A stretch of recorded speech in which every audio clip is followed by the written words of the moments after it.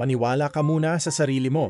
Minsan, alam mong kaya mong gumawa ng higit pa, pero pinipigilan mo pa rin ang sarili mo. May ideya ka, pero natatakot kang pagtawanan ka ng ibang tao. Gusto mong magsimula ng bago, pero paulit-ulit mong sinasabi sa sarili mo, siguro hindi pa ako handa. Gusto mong magsalita, pero nananahimik ka dahil natatakot kang husgahan.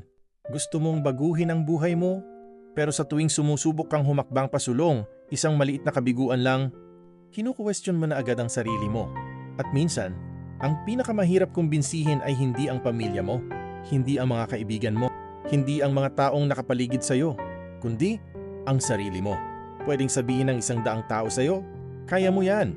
Pero kung may isang boses sa loob ng isip mo na nagsasabing, hindi ako sapat, maaari ka pa rin sumuko. Pero paano kung ang tunay na problema ay hindi dahil kulang ka sa kumpiyansa? Paano kung matagal ka lang naghihintay ng patunay na kaya mo? Ngayon, gusto kong ikuwento sa iyo ang tungkol sa isang binatang ilang taon ding naghintay para sa patunay na kaya niya.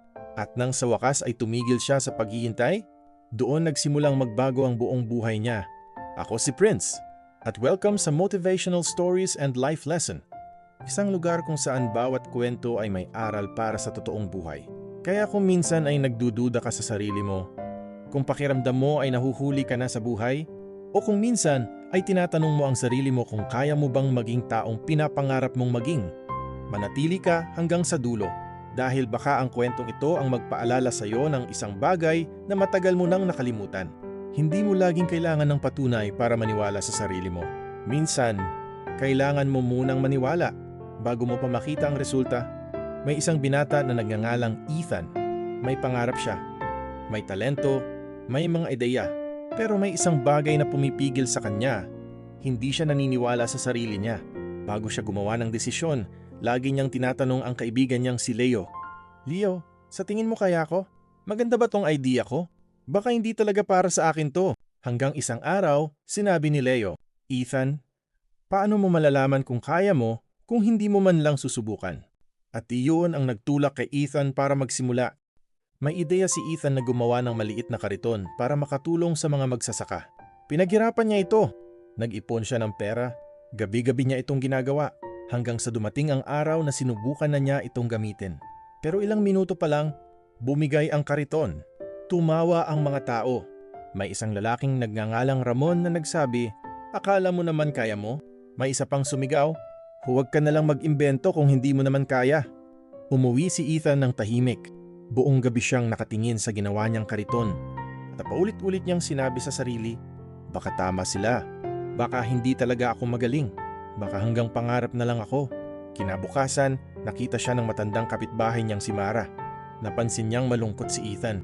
Tinanong niya, anong nangyari? Sumagot si Ethan, nabigo ako Mara. Siguro hindi talaga ako magaling. Ngumiti si Mara at sinabi, Ethan, pumalpak ang kariton mo. Pero hindi ibig sabihin na pumalpak ka bilang tao. Natigilan si Ethan. Dagdag ni Mara, ang pagkakamali ay resulta ng ginawa mo. Hindi ito ang pangalan mo. Kinabukasan, bumalik si Ethan sa kanyang ginagawa. Pero ngayon, iba na ang tanong niya. Hindi na, paano kung mabigo ako? Kundi, ano ang matututunan ko kapag nagkamali ako? Inayos niya ang kariton. Sinubukan ulit. Bumigay ulit. Inayos niya ulit.